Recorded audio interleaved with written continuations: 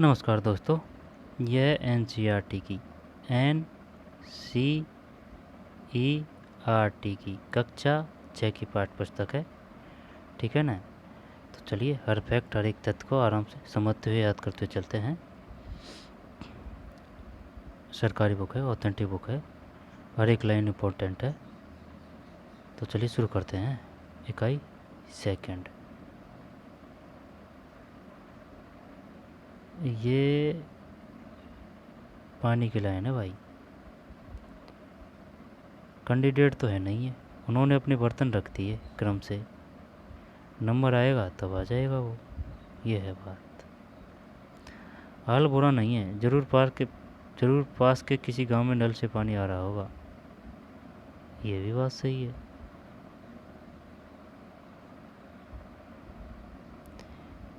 मैंने उसकी छोटी माला बनाने के लिए कहा था। वो बहुत दुबले पतले बूढ़े व्यक्ति है और इतनी भारी माला का वजन संभाल नहीं पाएंगे।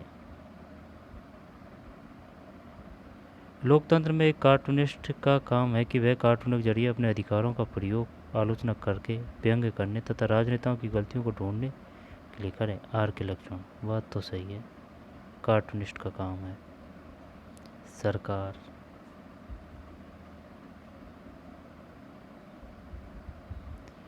सरकार क्या है? सरकार क्या है?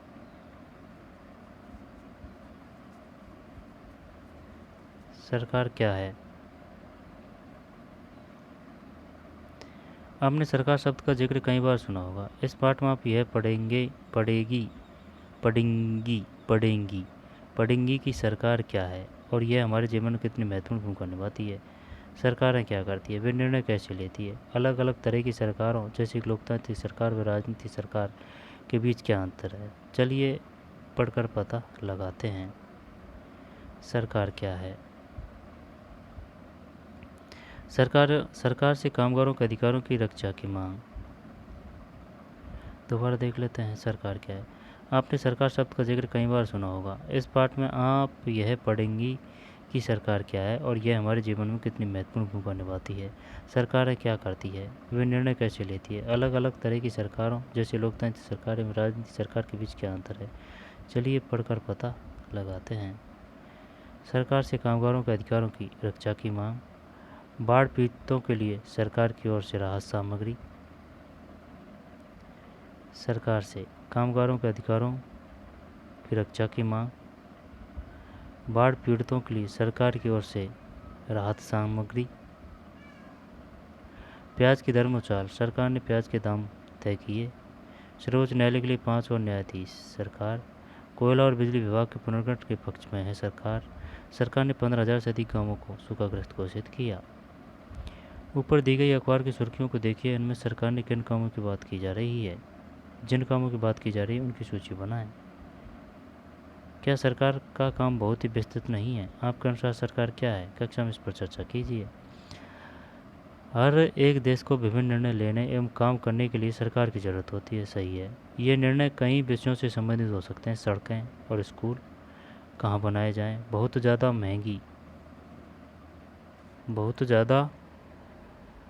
महंगी हो जाने पर चीज़ों के दाम कैसे घटाए जाएं अथवा बिजली की आपूर्ति को कैसे बढ़ाया जाए। सरकार कई सामाजिक मुद्दों पर भी कार्रवाई करती है। उदाहरण के लिए सरकार गरीबों की मदद करने के लिए कई कार्यक्रम चलाती है। इनके अलावा वह अन्य महत्वपूर्ण काम भी करती है, जैसे डाक एवं रेल सेवाएं चलाना। सरकार का काम देश की सीमाओं की सुरक्षा करना और दूसरे देशों से शांतिपूर्ण संबंध बनाए रखना भी है। उसकी जिम्मेदारी यह सुनिश्चित करना है कि देश के सभी नागरिकों को पर्याप्त भोजन और अच्छी स्वास्थ्य सुविधाएं मिले।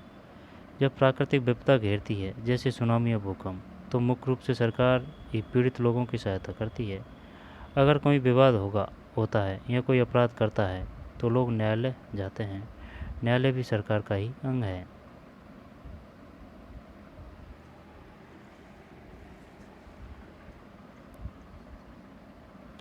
उसकी जिम्मेदारी यह सुनिश्चित करना है कि देश के सभी नागरिकों को पर्याप्त भोजन और अच्छी स्वास्थ्य सुविधाएं मिलें। जब प्राकृतिक विपदा घेरती है जब प्राकृतिक विपदा घेरती है जैसे सुनामी या भूकंप तो मुख्य रूप से सरकार ही पीड़ित लोगों की सहायता करती है। सरकार का काम देश की सीमाओं की सुरक्षा करना, दूसरे देशों से शांतिपूर्ण संबंध बनाए रखना है ना, सुरक्षा शांतिपूर्ण संबंध भी है। उसकी जिम्मेदारी यह सुनिश्चित करना है कि देश के सभी नागरिकों को पर्याप्त भोजन और अच्छी स्वास्थ्य सुविधाएं मिले। जब प्राकृतिक विपदा घेरती है जैसे सुनामी या भूकंप तो मुख्य रूप से सरकार ही पीड़ित लोगों की सहायता करती है। अगर कहीं कोई विवाद होता है या कोई अपराध करता है तो लोग न्यायालय जाते हैं। न्यायालय भी सरकार का ही अंग है। शायद आपको यह जानकर अचरज हो रहा होगा कि सरकार इतना सब कुछ कैसे कर पाती है और सरकार के लिए इन कामों को करना क्यों ज़रूरी है। शायद आपको यह जानकर अचरज हो रहा होगा कि सरकार इतना सब कुछ कैसे कर पाती है और सरकार के लिए इन कामों को करना क्यों ज़रूरी है। सब लोग इकट्ठे रहते हैं और काम करते हैं। जो कुछ हद तक एक व्यवस्था की ज़रूरत होती है जिससे आवश्यक निर्णय लिए जा सकें। कुछ नियमों की ज़रूरत होती है तो जो सब पर लागू हो। उदाहरण के लिए संसाधनों के नियंत्रण और देश की सीमा की सुरक्षा की ज़रूरत होती है ताकि लोग सुरक्षित महसूस कर सकें। लोगों के लिए सरकार कई तरह के काम करती है। वह नियम बनाती है, निर्णय लेती है और अपनी सीमा में रहने वाले लोगों पर उन्हें लागू करती है। क्या आप सरकार के ऐसे कुछ और कामों के उदाहरण दे सकती हैं जिनकी चर्चा ऊपर नहीं की गई। संसाधनों के नियंत्रण और देश की सीमा की सुरक्षा की जरूरत होती है ताकि लोग सुरक्षित महसूस कर सकें। लोगों के लिए सरकार कई तरह के काम करती है। वह नियम बनाती है, निर्णय लेती है, अपनी सीमा में रहने वाले लोगों पर उन्हें लागू करती है। कुछ उदाहरण जो सरकार के अंग हैं: सर्वोच्च न्यायालय, भारत पेट्रोलियम और भारतीय रेल। भारत पेट्रोलियम, फिरिक्यून एक्सप्रेस,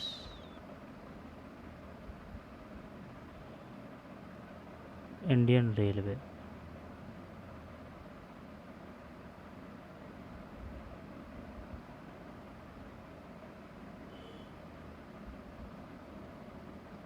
सरकार के स्तर। जब आपको पता है कि सरकार कितनी सारी अलग अलग चीज़ों के लिए जिम्मेदार है तो क्या आप सोच सकते हैं कि सरकार ये सारे इंतजाम कैसे करती होगी। दरअसल सरकार अलग अलग स्तरों पर काम करती है: स्थानीय स्तर पर, राज्य के स्तर पर एवं राष्ट्रीय स्तर पर। स्थानीय स्तर का मतलब आपके गांव, शहर या मोहल्ले से है। राज्य स्तर का मतलब है जो पूरे राज्य को ध्यान में रखे, जैसे हरियाणा या असम की सरकार पूरे राज्य में काम करती है। मानचित्रों का देखें। राष्ट्रीय स्तर की सरकार का संबंध पूरे देश से होता है। इस किताब में आप आगे चलकर पढ़ेंगे कि स्थानीय सरकार कैसे काम करती है और आगे की कक्षा में राज्य व राष्ट्रीय स्तर पर सरकार के कामों के बारे में जानेंगी।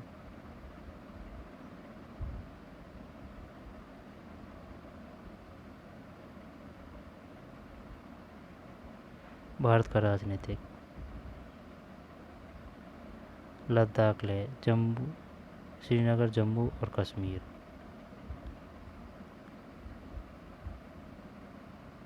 सिक्किम की गंगटोक है भाई।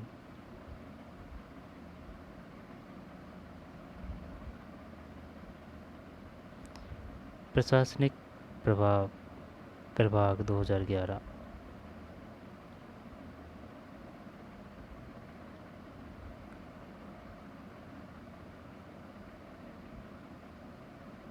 बांग्लादेश, म्यांमार, भूटान, अरेबियन सी,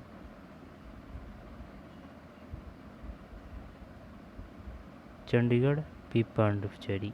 इंग्लिश में है।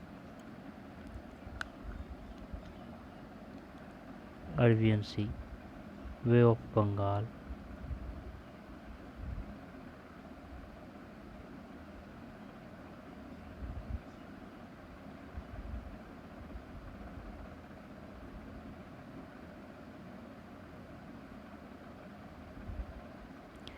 आंध्र प्रदेश राज्य के पुनर्गठन के बाद 2 जून 2014 को तेलंगाना भारत का 29वां राज्य बना। 31 अक्टूबर 2019 से जम्मू और कश्मीर राज्य 2 अलग अलग केंद्र शासित प्रदेशों में बांटा गया: जम्मू और कश्मीर तथा लद्दाख। 31 अक्टूबर 2019 से जम्मू और कश्मीर राज्य 31 अक्टूबर। जम्मू और कश्मीर राज्य जो अलग अलग केंद्र शासित प्रदेशों में बांटा गया, जम्मू कश्मीर तथा लद्दाख 31 अक्टूबर 2019। और 2 जून 2014 को तेलंगाना भारत का 29वां राज्य बना।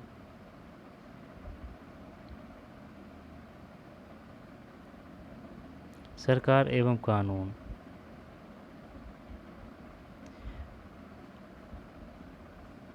31 अक्टूबर 2019 को 19 से जम्मू और कश्मीर राज्य 2 अलग अलग केंद्र शासित प्रदेशों में बांटा गया, जम्मू और कश्मीर तथा लद्दाख।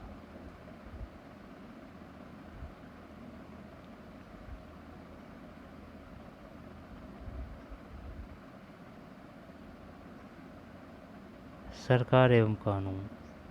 सरकार कानून बनाती है और देश में रहने वाले सभी लोगों को भी कानून मानने होते हैं। केवल यही वह तरीका है जिससे सरकार काम कर सकती है। सरकार के पास जैसे कानून बनाने की ताकत होती है, वैसे ही यह ताकत भी होती है कि लोगों को कानून मानने के लिए बाध्य करें। उदाहरण के लिए एक कानून है कि गाड़ी चलाने वाले के पास लाइसेंस होना चाहिए। अगर कोई लाइसेंस के बिना गाड़ी चलाते हुए पकड़ा जाए तो उसे जेल की सज़ा काटनी पड़ती है या जुर्माना भरना पड़ता है। किसी दूसरे कानून को लेकर यह विचार कीजिए कि लोगों के लिए उसे मानना क्यों जरूरी है, जिससे कि दूसरे को असुविधा न हो। सरकार जो कार्रवाई कर सकती है, उसके अलावा अगर लोगों को लगे कि किसी कानून का ढंग से पालन नहीं हो रहा है तो वे भी कुछ कदम उठा सकते हैं। उदाहरण के लिए अगर किसी व्यक्ति को यह लगे कि उसको उसके धर्म या उसकी जाति के कारण किसी नौकरी में नहीं लिया गया तो वह न्यायालय जा सकती है और यह दावा कर सकती है कानून का पालन नहीं हो रहा है। तब न्यायालय आदेश देगा कि क्या कदम उठाने की ज़रूरत है। सरकार के प्रकार। सरकार को निर्णय लेने और कानूनों का पालन करवाने यानी उन्हें वैध बनाने की शक्ति कौन देता है। सरकार के प्रकार। सरकार को निर्णय लेने और कानूनों का पालन करवाने यानी उन्हें वैध बनाने की शक्ति कौन देता है।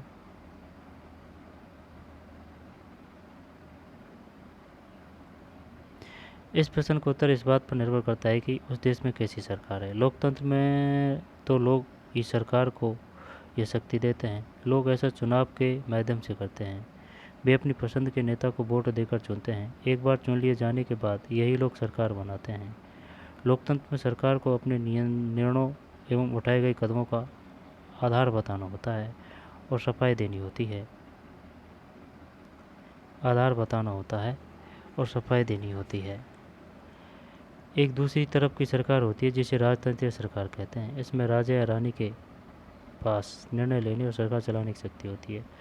राजा के पास सलाहकारों का एक छोटा सा समूह होता है जिससे वह विभिन्न मुद्दों पर चर्चा कर सकता है।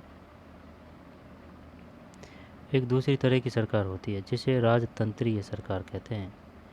इसमें राजा या रानी के पास निर्णय लेने और सरकार चलाने की शक्ति होती है। राजा के पास सलाहकारों का एक छोटा सा समूह होता है जिससे वह विभिन्न मुद्दों पर चर्चा कर सकता है। अंतिम निर्णय लेने की शक्ति उसी के पास रहती है।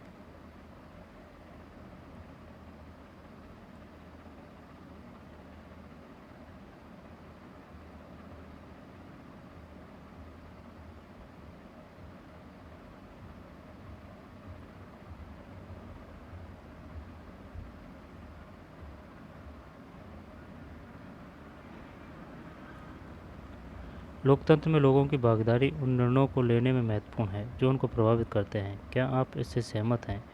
अपने जवाब के 2 उदाहरण लिखिए। आपके यहाँ जिस प्रकार की शासन व्यवस्था है उसके स्थान पर आप कैसी शासन व्यवस्था चाहेंगी और क्यों? नीचे दिए गए कथनों में जो गलतियाँ हैं उन्हें सुधार कर लिखिए। राजतंत्र में देश के नागरिकों को अपनी पसंद का नेता चुनने की छूट होती है। लोकतंत्र में एक राजा के पास देश पर शासन करने की संपूर्ण ताकत होती है। राजतंत्र में देश के नागरिकों को अपनी पसंद का नेता चुनने की छूट होती है। राजतंत्र में, ठीक है ना? राजतंत्र में नहीं, ये गलत है। चुनने की कोई छूट नहीं है, वो तो वही नेता होता है, उसके अनुसार जनता को चुनना होता है राजतंत्र में। राजा की चलती है। लोकतंत्र में एक राजा के पास देश पर शासन करने की संपूर्ण ताकत होती है। नहीं, ओटा सोटा कर दिया है। राजतंत्र में राजा रानी द्वारा लिए गए निर्णयों पर लोग प्रश्न उठा सकते हैं, कोई प्रश्न नहीं उठा सकता। लोकतंत्र के समान राजतंत्र में राजा रानी को अपने निर्णय के आधार नहीं बताने पड़ते, नहीं अपने निर्णयों की सफाई देनी पड़ती है। लोकतांत्रिक सरकार। भारत एक लोकतंत्र है। इस लोकतांत्रिक व्यवस्था को पाने के लिए हमने लंबी लड़ाई लड़ी है। सरकार में और भी कई देश हैं जहां लोगों ने लोकतंत्र लाने के लिए संघर्ष किए हैं। ऊपर बताया जा चुका है कि लोकतंत्र की मुख्य बात यह है कि लोगों के पास अपने नेता को चुनने की शक्ति होती है। इसलिए एक अर्थ में लोकतंत्र लोगों का ही शासन होता है। लोकतांत्रिक सरकार।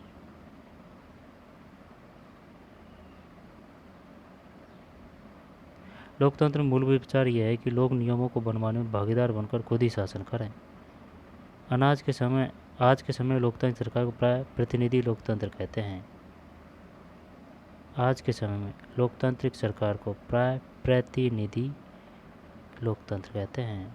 लोकतांत्रिक सरकार को प्राय प्रतिनिधि। लोकतांत्रिक सरकार को क्या कहा जाता है? प्रतिनिधि लोकतंत्र। प्रतिनिधि लोकतंत्र में लोग सीधे भाग नहीं लेते, बल्कि चुनाव की प्रक्रिया के दौरान अपने प्रतिनिधि को चुनते हैं। ये प्रतिनिधि मिलकर सारी जनता के लिए निर्णय लेते हैं। आजकल कोई भी सरकार अपने आप को तब तक लोकतांत्रिक नहीं कह सकती जब तक वे देश के सभी वयस्क नागरिकों को वोट देने का अधिकार न दें।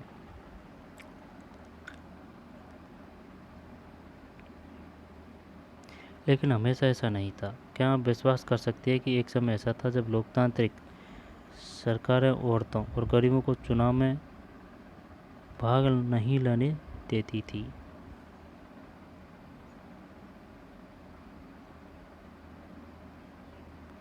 भाग नहीं लेने देती थी। अपने शुरुआती दौर में सरकारें केवल उन्हीं पुरुषों को वोट देने देती थी जो पढ़े लिखे थे और जिनके पास अपनी संपत्ति होती थी। इसका मतलब था कि औरतों, गरीबों और अशिक्षितों को वोट देने का अधिकार नहीं था। ऐसी स्थिति में देश उन्हीं नियमों के सहारे चलते थे जो ये गिने चुने पुरुष बनाते थे। यहाँ से लेते हैं। लेकिन हमेशा ऐसा नहीं था। क्या आप विश्वास कर सकती हैं कि एक समय ऐसा था जब लोकतांत्रिक सरकारें औरतों और गरीबों को चुनाव में भाग नहीं लेने देती थी? अपने शुरुआती दौर में सरकारें केवल उन्हीं पुरुषों को वोट देने देती थी जो पढ़े लिखे थे और जिनके पास अपनी संपत्ति होती थी। इसका मतलब था कि औरतों, गरीबों और अशिक्षितों को वोट देने का अधिकार नहीं था। आई बात समझ में? किनको नहीं था? औरतों, गरीबों और अशिक्षितों को। ऐसी स्थिति में देश उन्हीं नियमों के सहारे चलते थे जो ये गिने चुने पुरुष बनाते थे। भारत में आज़ादी से पहले बहुत ही कम लोगों को वोट देने का अधिकार था, इसलिए जनता ने संगठित होकर इस अधिकार की मांग की। गांधी जी समेत कई नेताओं ने इस अन्यायपूर्ण व्यवहार का विरोध किया। उन्होंने भी जोर शोर से यह मांग उठाई। 1931 में यंग इंडिया पत्रिका में लिखते हुए गांधी जी ने कहा, ये क्वेश्चन आ चुका है, यंग इंडिया किसकी रचना है? गांधी जी की। 1931 में लिखते हुए गांधी जी ने कहा, मैं यह विचार सहन नहीं कर सकता कि जिस आदमी के पास संपत्ति है वह वोट दे सकता है, लेकिन वह आदमी जिसके पास चरित्र है पर संपत्ति या शिक्षा नहीं, वह वोट नहीं दे सकता। या जो दिन भर अपना पसीना बहाकर ईमानदारी से काम करता है वह वोट नहीं दे सकता, क्योंकि उसने गरीब आदमी होने का गुनाह किया है। कथन आ सकता है, बताइए किसका कथन है?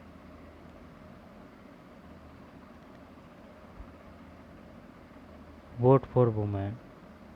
संसार में कहीं भी सरकारों ने स्वेच्छा से अपनी शक्ति लोगों के साथ नहीं बांटी है।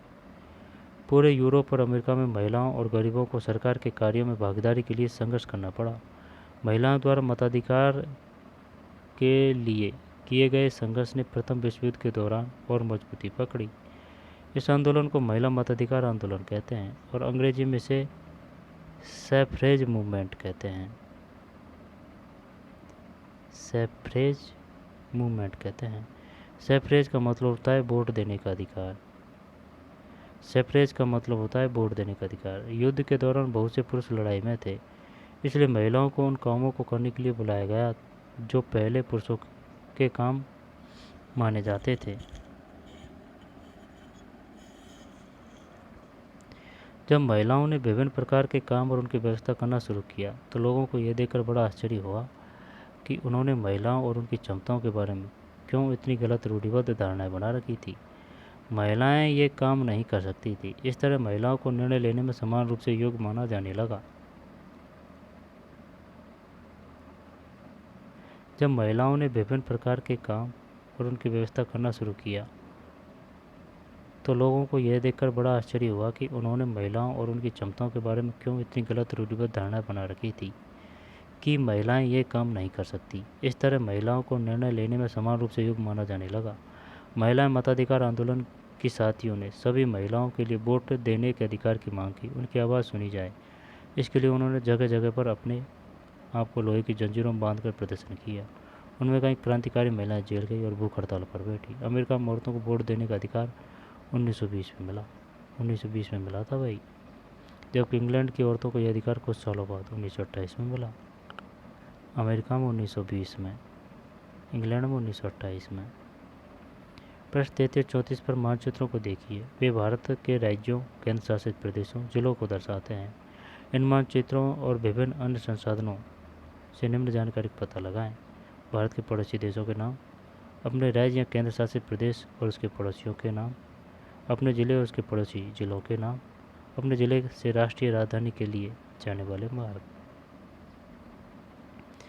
नीचे की तालिका दिए गए कथनों पर नज़र दौड़ाइए। क्या आप पहचान सकते हैं कि वे सरकार के किस स्तर से संबंधित है? इनके आगे निशान लगाइए। स्थानीय, राज्य, राष्ट्रीय।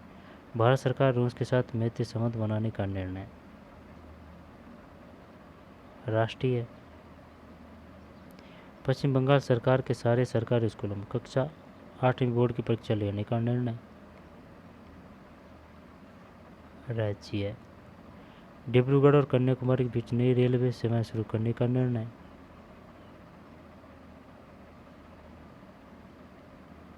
राष्ट्रीय। गांव में एक सार्वजनिक कुएं के स्थान को चुनने का निर्णय। राज्य। पटना में बच्चों के लिए बड़ा सा पार्क बनाने का निर्णय। राज्य। नहीं नहीं नहीं, ये राज्य नहीं है, स्थानीय है ये काम। पटना राज्य है। हरियाणा सरकार का सारे किसानों को मुफ्त बिजली देने का निर्णय। राज्य। 1000 रुपये का नोट शुरू करने का निर्णय। राष्ट्रीय। अभ्यास। आप सरकार शब्द से क्या समझती हैं? एक सूची बनाइए कि किस तरह से सरकार आपके जीवन को प्रभावित करती है। सरकार को कानून के रूप में सबके लिए नियम बनाने की क्या ज़रूरत है?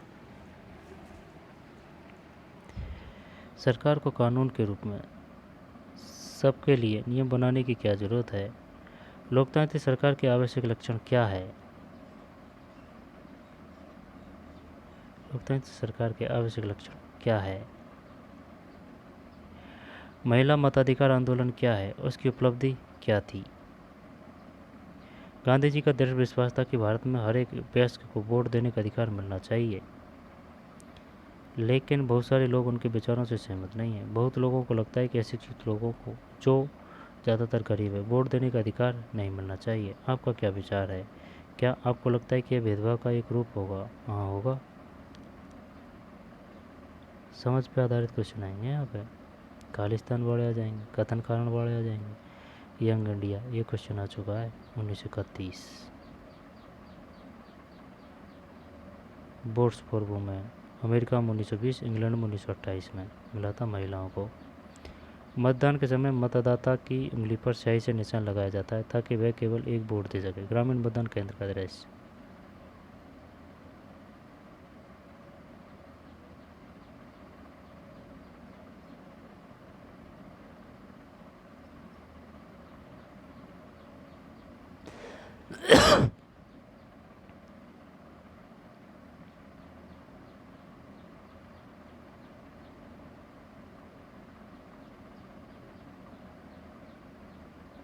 सरकार एवं कानून,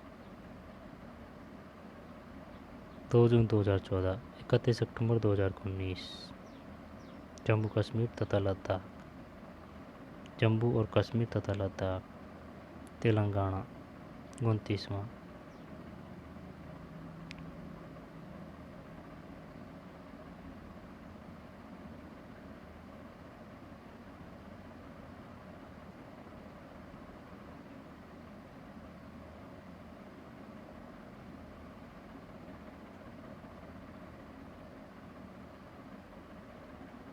चलिए मिलते हैं